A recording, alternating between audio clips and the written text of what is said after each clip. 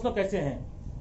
आपको इसके पहले का वीडियो पूरी चर्चा करने के बाद, पूरा बताने के बाद आज हम आ गए हैं क्वेश्चन सेट में, जहां पर कि आपको ढेर सारे क्वेश्चन मिलेंगे। और ध्यान रखना, अगर आपने पहले के वीडियो को अच्छे से देखा है, ये क्वेश्चन करने में आपको कोई दिक्कत नहीं होगी। ये आज की बुक का है, चैप्टर नंबर 2.1 का। अब चैप्टर नंबर 2.1 में जितने सवाल है उसी का ये फर्स्ट क्वेश्चन है।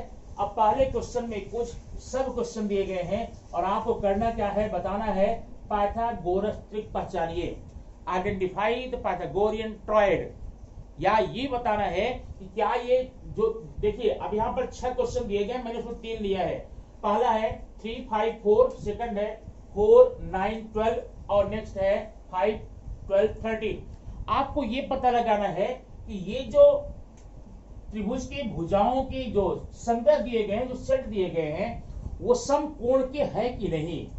आपसे ऐसा पूछा जाएगा, क्या ये भुजाएं समकोण त्रिभुज की भुजाएं हैं, या फिर आपसे ये पूछा जा सकता है कि क्या यह पाइथागोरस त्रिक है। दोनों का मतलब एक ही है, दोनों का मकसद एक ही है, लगाने का तरीका भी एक है, बस नाम दो दिए गए हैं, आप समझ जाएंगे उसको।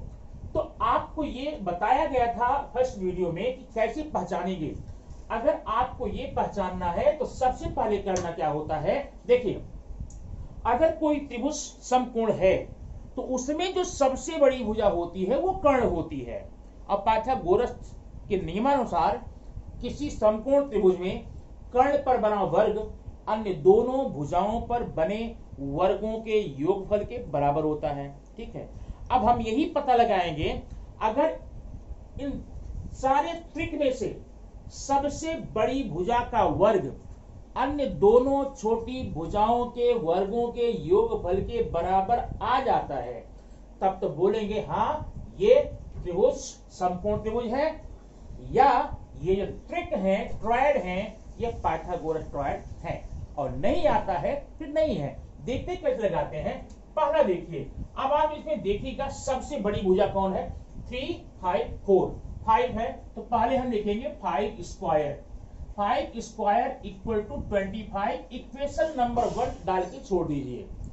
अब आपको करना क्या है, बाकी जो दोनों छोटी भुजाएं बची हैं 3 और 4, उनके स्क्वायर को सम करना है, योग करना है। अभी देखते हैं कैसे है। 3 square plus 4 square equal to 3 जा 9 प्लस 4 जा 16 हुआ, इक्वल टू 25। इसका मतलब 3 square plus 4 square equal to 25, equation number 2। अब एक काम और करना है, लास्ट काम आपको। आप पहले यहां पे लिखिए 5 स्क्वायर, बीच में आप इक्वल का साइन डाल देंगे, यहां डालेंगे 3 स्क्वायर प्लस 4 स्क्वायर। अब जरा इक्वेशन नंबर 1 और 2 में जाकर देखिए कि क्या जो आंसर 5 स्क्वायर का आया हुआ है वही आंसर 3 स्क्वायर प्लस 4 का आया है।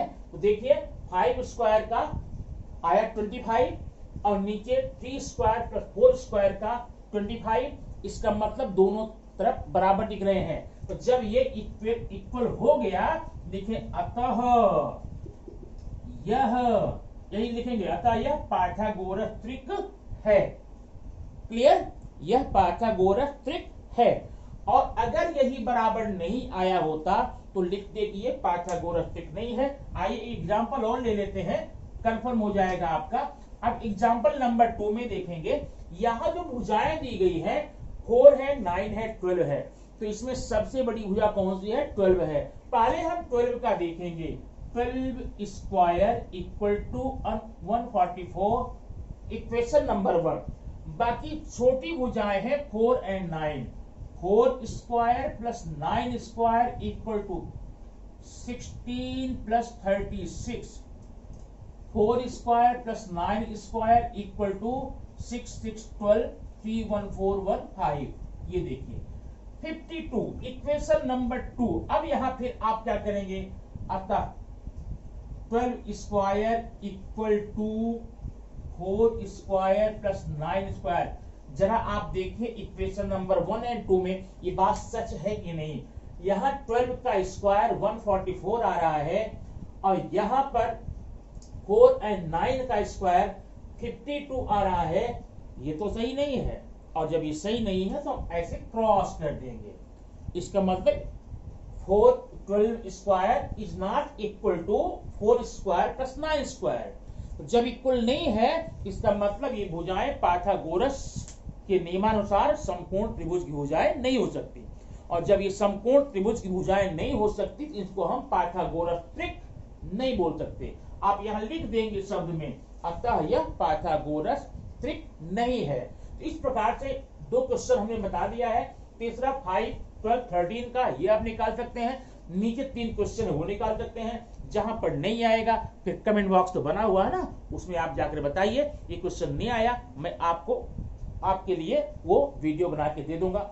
अब आइए देखते हैं अगले क्वेश्चन में क्या बोलता है। क्वेश्चन नंबर 2 आपके सामने इस प्रकार से है, देखिए यह है क्वेश्चन नंबर आपका 2। इसमें इस आकृति के आधार पे हमें कुछ जानकारियां दी गई हैं और कुछ जानकारियां अज्ञात हैं, उसे हमको सामने लाना है। अब ध्यान देना, यहां दिया त्रिभुज पी क्यू आर में कोण P बराबर 90 है।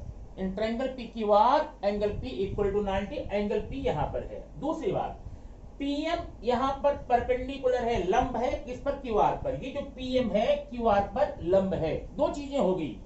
तो दो चीजों में हमने निष्कर्ष निकाल लिया। क्या निकाल लिया कि अगर किसी समकोण त्रिभुज में उसके समकोण से सामने की भुजा पर मींस कर्ण पर परपेंडिकुलर ड्रॉ किया जाता है, लंब खींचा जाता है, उस लंब का एक नाम मिल जाता है, उस लंब को हम बोलते हैं ज्यामितीय माध्य। इसका मतलब अब आगे क्या करना हमने नहीं देखा है, हम पक्का ज्यामितीय माध्य का यहाँ पर नियम लगाएंगे। वो क्या होता है देखिए, हल यहां लिखेंगे, सॉल्यूशन क्या है, PM square equal to QM into MR। आप यहां लिखेंगे ज्यामितीय माध्य से, बाय ज्योमेट्रिकल मीन। अब इतना लगने के बाद में आपको इसकी वैल्यूज को आप यहां पर इसको ट्रांसफर करना है। पीएम की वैल्यूज दी गई है 10 स्क्वायर इक्वल टू QM की वैल्यू है 8 इंटू MR की वैल्यू हमें नहीं मालूम है, हम MR लिखेंगे, ठीक है। अब देखिए 100 इक्वल टू 8 इंटू MR, तो MR इक्वल टू 100 अपॉन 8। अब इसको आप अगर डिवाइड करने आता है तो ठीक है, नहीं तो कॉपी के पीछे जाइए, भाग दे करके देख लीजिए।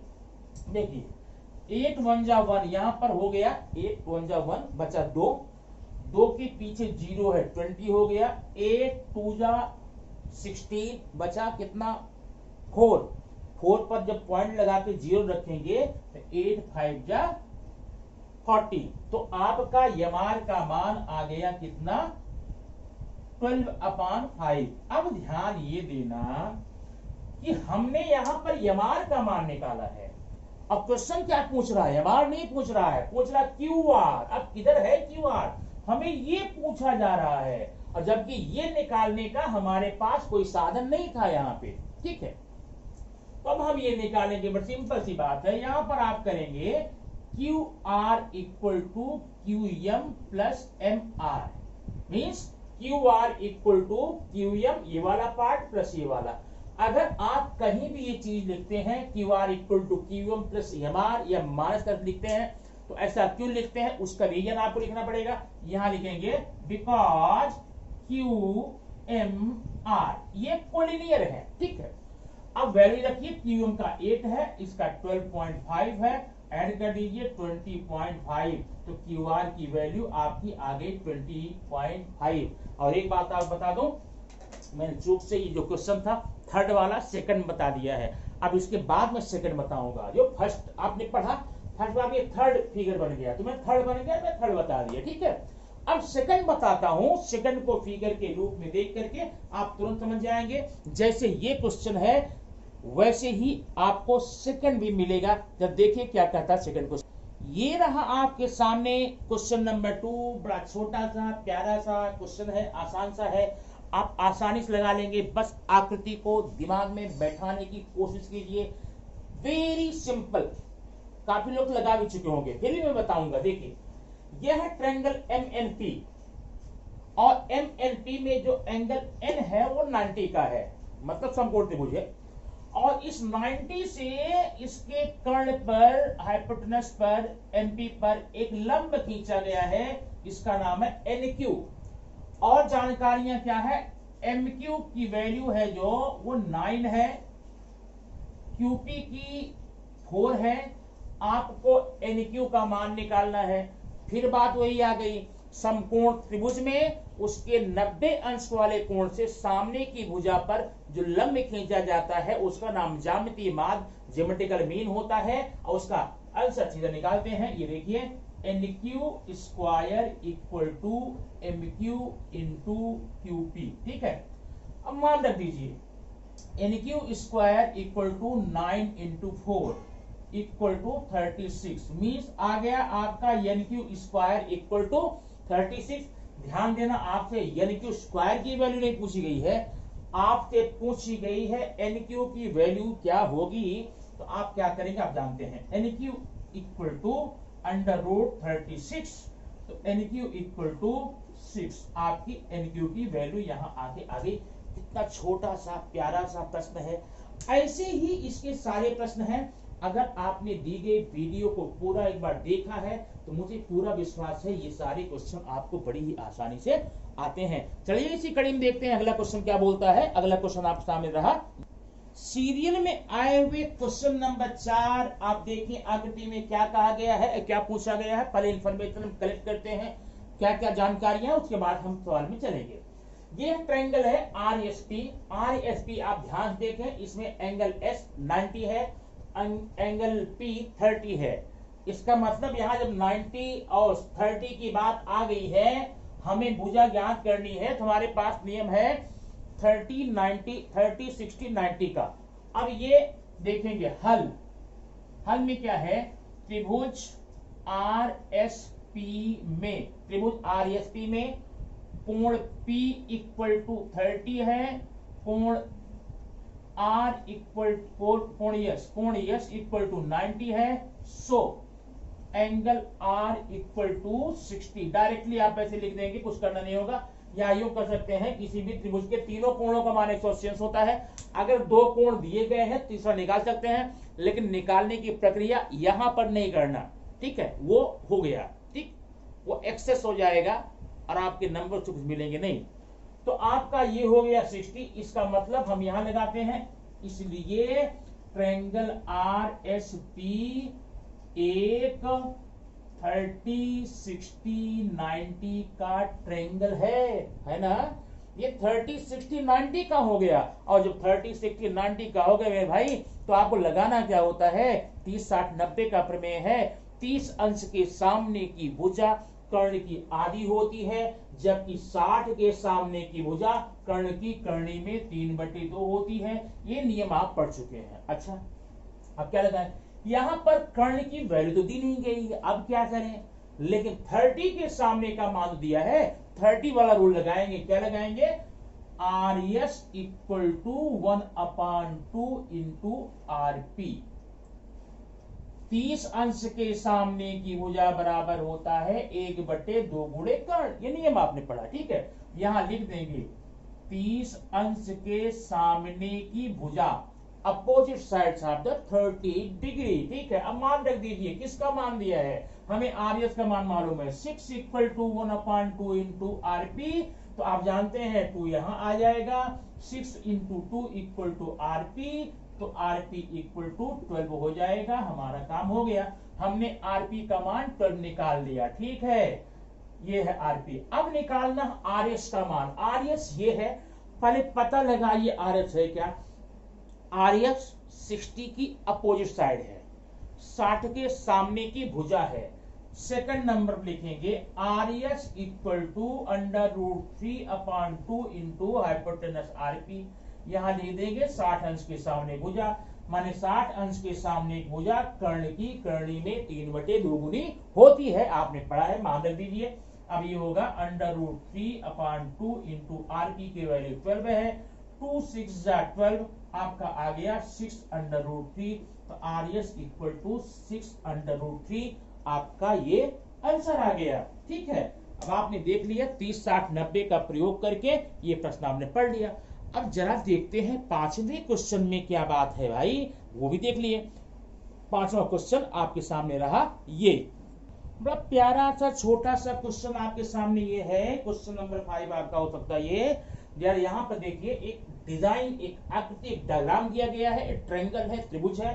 त्रिभुज खासियत क्या है, त्रिभुज एबीसी में ये जो एंगल बी का है वो 90 है, और ध्यान ये रखना इसकी दो भुजाएं लंब और आधार बराबर हैं, मतलब इसको हम बोलते हैं समद्विबाहु समकोण त्रिभुज। समद्विबाहु समकोण त्रिभुज माने ऐसा समकोण त्रिभुज जिसकी दो भुजाएं बराबर हो। तो जब समद्विबाहु समकोण त्रिभुज होता है, ध्यान रखना वो उसके दो एंगल इक्वल होंगे। कितने कितने हो जाएंगे, यह होगा 45 का और ये होगा 45 का। कैसे होगा आप जान गए होंगे, ये 90 है तो हो गया।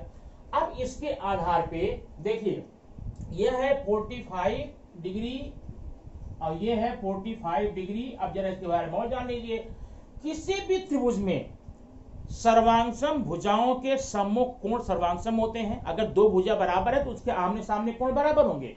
इसके अपोजिट अगर दो कोण बराबर हैं, दो कोण बराबर हैं तो उसके आमने सामने भुजाएं बराबर होंगी। अब यहां देखना सवाल आपको ऐसे क्वेश्चन दिया ही गया है, कुछ जगहों पर आपको कुछ चीजें यहां फिलअप करनी है। पहली लाइन है A B equal to B सी।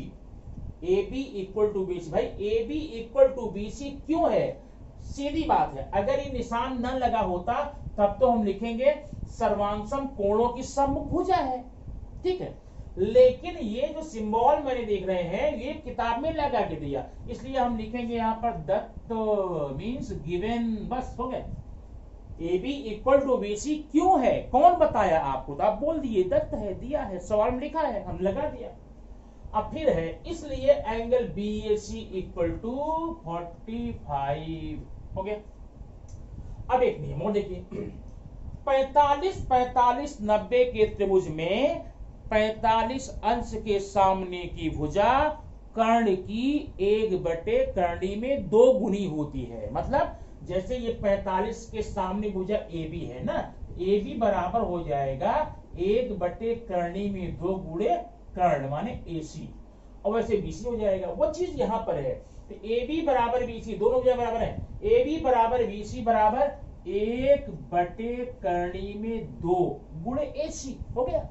फिर देखिए, फिर यहां लिखेंगे 1 करणी में 2, और ए सी की वैल्यू यहां पर √8 है, उसको लिख दिए।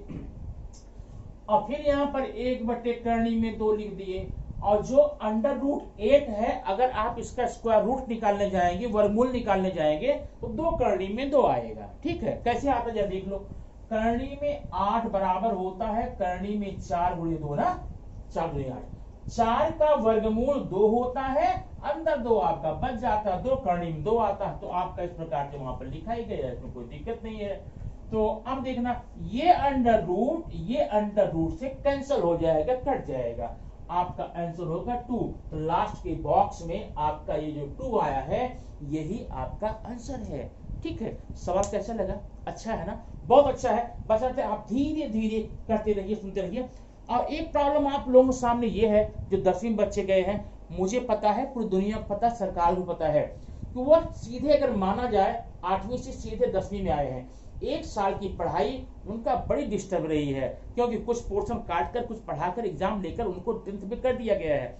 एक्चुअली उनका पूरा कोर्स पूरा नहीं हुआ है, इसलिए उनको दिक्कत हो सकती है। सो प्लीज आप लोग स्लोली पढ़िए, धीरे धीरे पढ़िए, सब कवर होगा। बड़ी सिंपल सी बात है, मैं जानता हूं आप 8th से सीधा 10th में आगे पहुंचे हैं, तो थोड़ी प्रॉब्लम तो आपको करनी पड़ेगी, इसलिए थोड़ा सा हार्डवर्क ज्यादा करना पड़ेगा।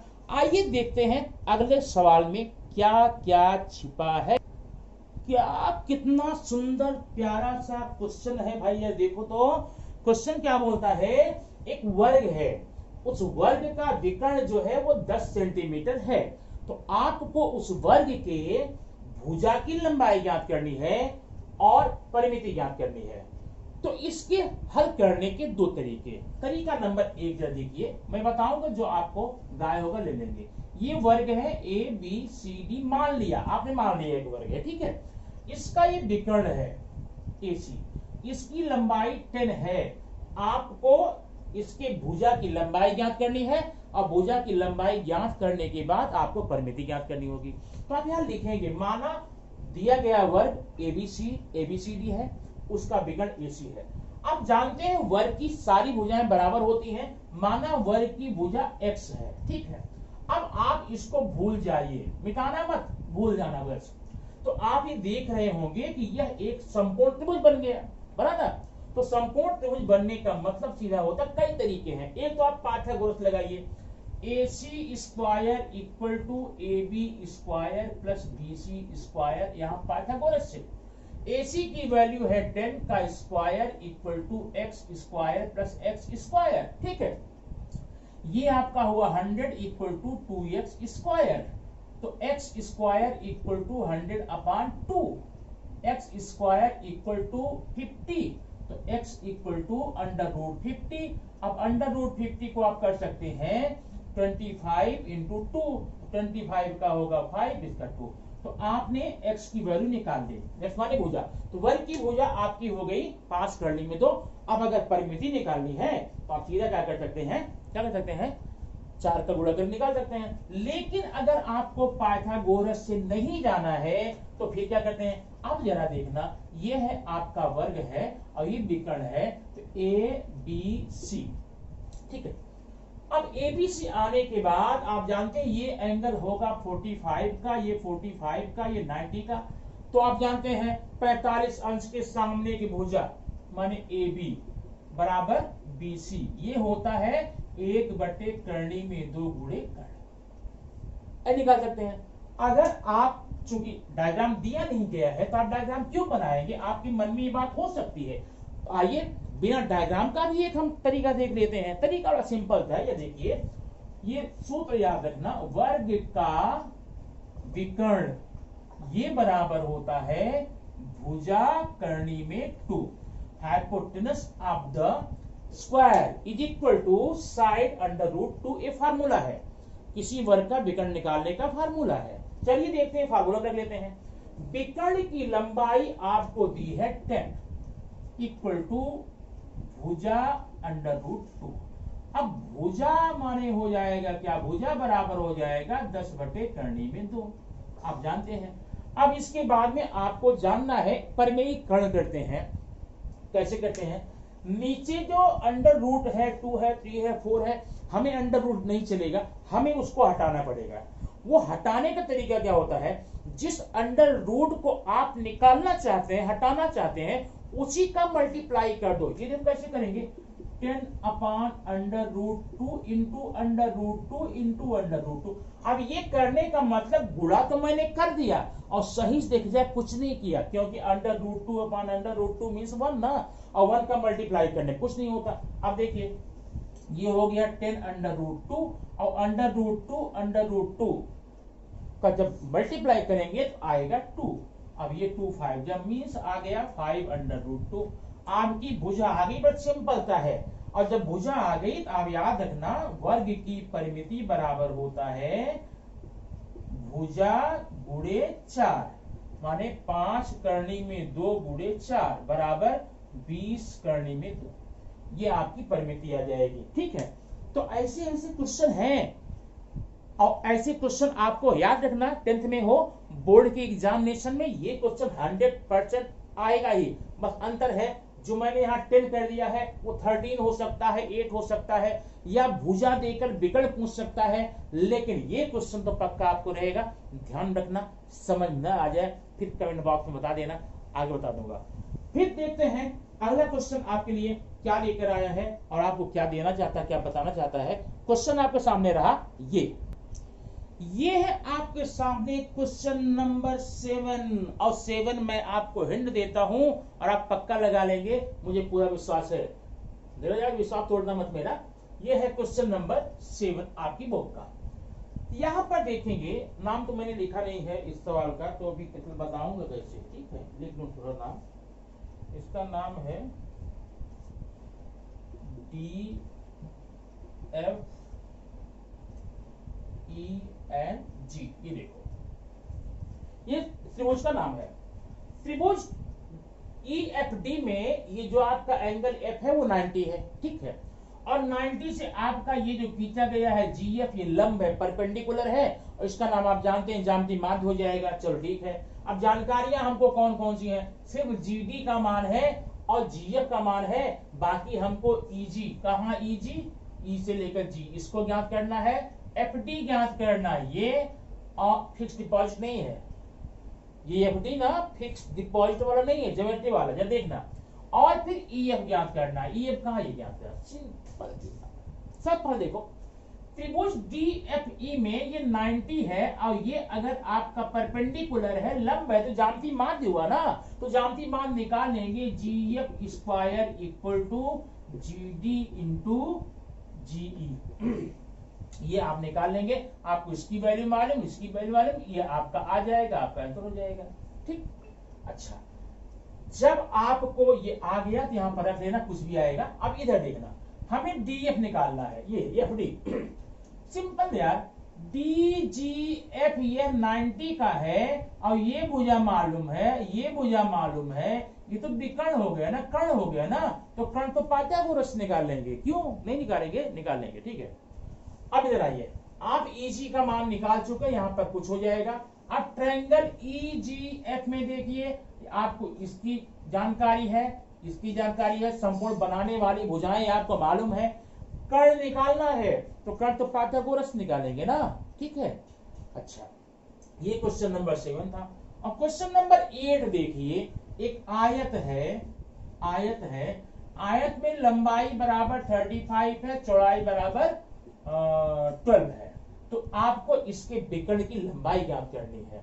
अब विकर्ण की लंबाई ज्ञात करने के लिए या तो आप अपने मन से अपनी बुक में एक मान लेंगे, माना आयत दिया गया है ABCD, ऐसे दिया गया है, ये ABCD, और इसका विकर्ण आपका AC है, ठीक है। तो जरा इसमें देखिए, ये आपका 35 है और ये 12 है, ये 90 का जो आयत होते हैं उसके एंगल 90 होते हैं।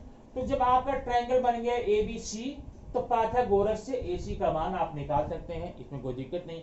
और अगर आप डायग्राम बनाना न चाहें तो भी रास्ता है। क्या रास्ता, ये देखिए, आयत का विकर्ण, ये सूत्र है, बराबर under root L square plus B square, ठीक हो गया। आप L का मान रखिए, B का मान रखिए, निकाल लिए। तो ये तो रहा आपका क्वेश्चन नंबर 8। अब जरा 9 बताएं आपको, जो आपको प्रूव करना है वो क्वेश्चन कैसा है, आप चल कर देखते हैं। बहुत सिंपल है, तो थोड़ा ध्यान से देखना पड़ेगा।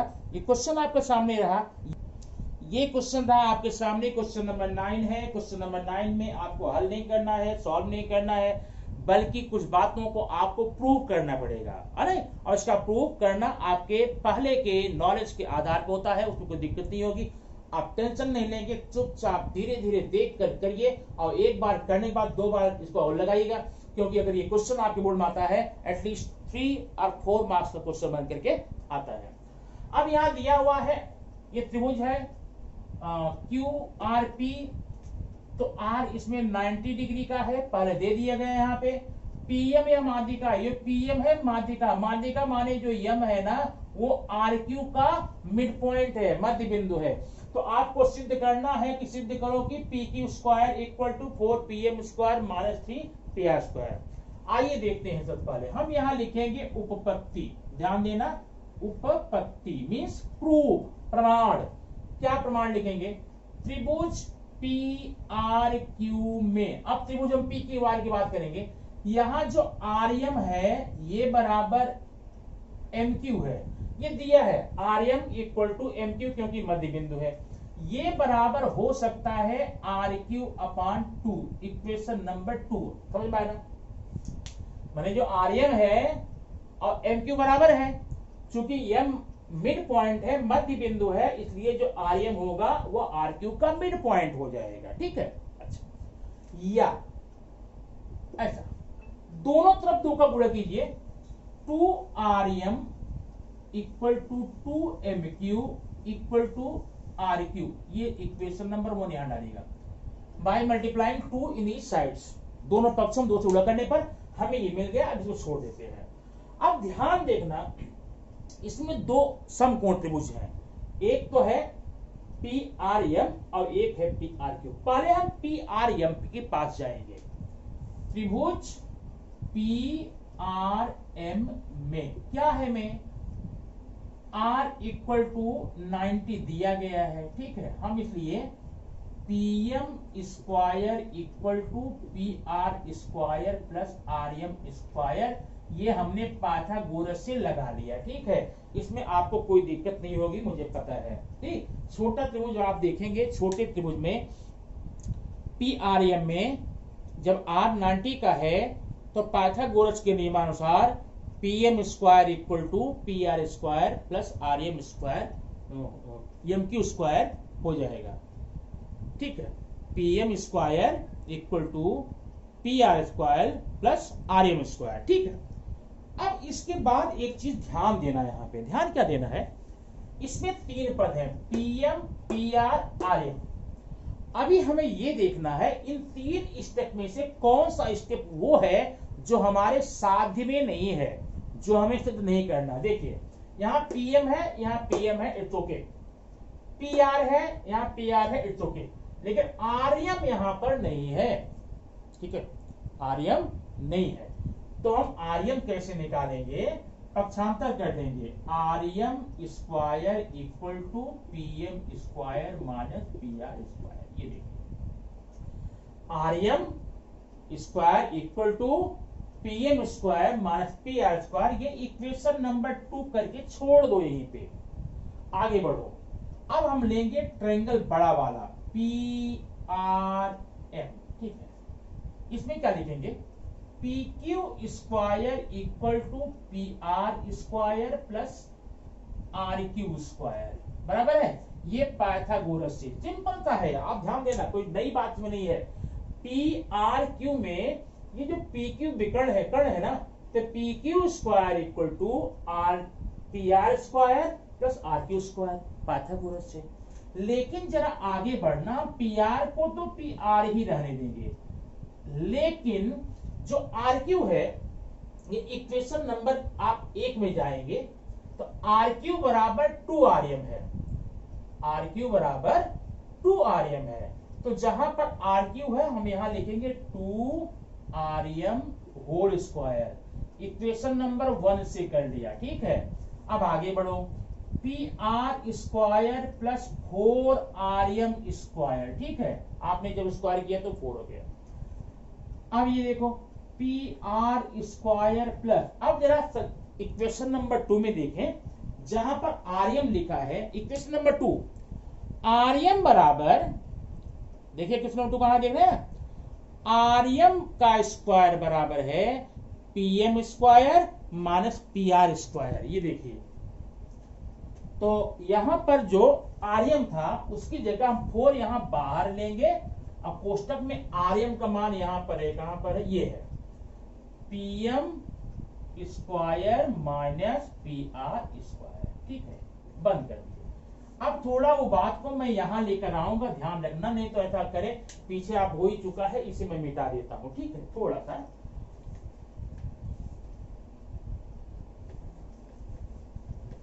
अब ये देखिए, हमें यहां पर क्या मिला,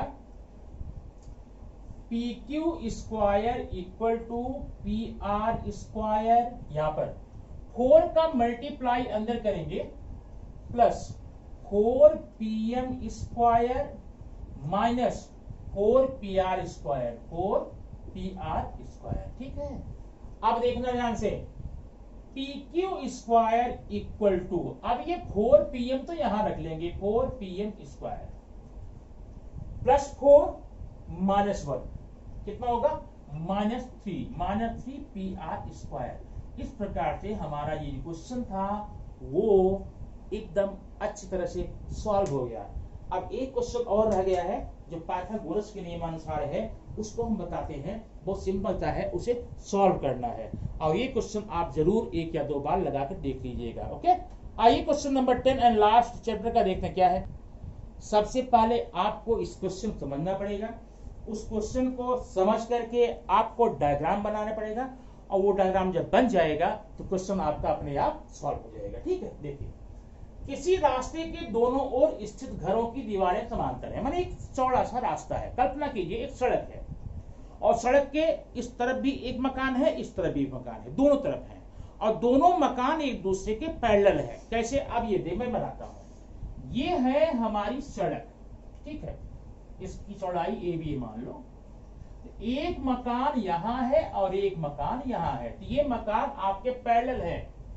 और आगे क्या किया गया, 5.8 मीटर की लंबी एक सीढ़ी ली गई है। सीढ़ी का एक सिरा सड़क पर मतलब रास्ते पर रखना है, दूसरा सिरा मकान की दीवारों पर पहुंचाना है। तो जब ऐसा किया गया तो ये सीढ़ी जो है ना, पहले मकान पर तो 4.2 मीटर ऊंचाई तक पहुंच जाती है, लेकिन दूसरे मकान पर यह 4 मीटर तक। तो आपको इस स्थिति में सड़क की चौड़ाई ज्ञात करनी है। सड़क चौड़ाई क्या है? सिंपल सा है, देखिए। अब पहली बात ये समझ जाइए, जब वो सीढ़ी जो है एक मकान पर 4.2 ऊंचाई लेती है, दूसरे पर 4, इसका मतलब सीढ़ी जो है दोनों मकानों के बीचों बीच नहीं रखी गई होगी, किसी मकान से ज्यादा नजदीक होगी। तो सीढ़ी हम रख देते हैं यहां, देखिए बीच में नहीं है।